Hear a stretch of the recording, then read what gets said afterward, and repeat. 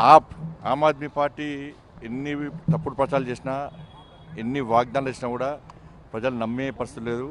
ఒక జైలుకు పోయిన వ్యక్తి, అక్రమంగా కేసులో జైలుకు పోయిన వ్యక్తి, అక్రమ సంపాదనలో జైలుకు పోయిన వ్యక్తి, అక్రమ దందాలో జైలుకు పోయిన వ్యక్తి ఇవాళ రాష్ట్ర ప్రజలు ఏ విధంగా పాలిస్తారనేటువంటి విషయాన్ని వాళ్ళ ప్రజలు గమనించారు.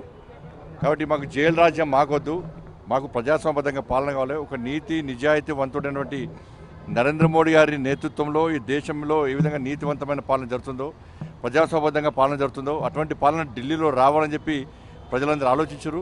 అందుకే చీపుడుతో మొత్తం ఊడ్చి సాఫ్ చేసినటువంటి పరిస్థితి ఇలా ఢిల్లీలో చూస్తున్నాం.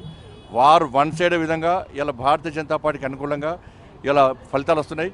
తప్పకుండా నరేంద్ర మోడీ గారి నాయకత్వంలో, జేపీ నడ్డా గారి ఆధ్వర్యంలో, అమిత్ షా గారి యొక్క సూచనల మేరకు దేశవ్యాప్తంగా అన్ని రాష్ట్రాల్లో అతి త్వరలో భారతీయ జనతా పార్టీ ప్రభుత్వాలు ఏర్పడబోతున్నాయి. సామాన్య ప్రజలతో పాటు మేధావి వర్గం అంతా కూడా భారతీయ జనతా పార్టీకి ఓటేసింది.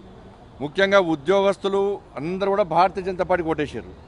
కాబట్టి ఢిల్లీ మాదే, నెక్స్ట్ జరిగేటువంటి ఎమ్మెల్సీ ఎన్నికలు కూడా మాయే. ఇక్కడ కూడా మేధావి వర్గానికి అప్పీల్ చేస్తా ఉన్నా, ఉపాధ్యాయులకు అప్పీల్ చేస్తా ఉన్నా, నిరుద్యోగ యువతకు అప్పీల్ చేస్తా ఉన్నా. ఎమ్మెల్సీలో ప్రశ్నించేది భారతీయ జనతా పార్టీ. అధికార పార్టీకి ఓటేస్తే ప్రశ్నిస్తే సస్పెండ్ చేస్తారు పార్టీలకు వెళ్ళి. ఇలా ప్రశ్నించేది భారతీయ జనతా పార్టీ.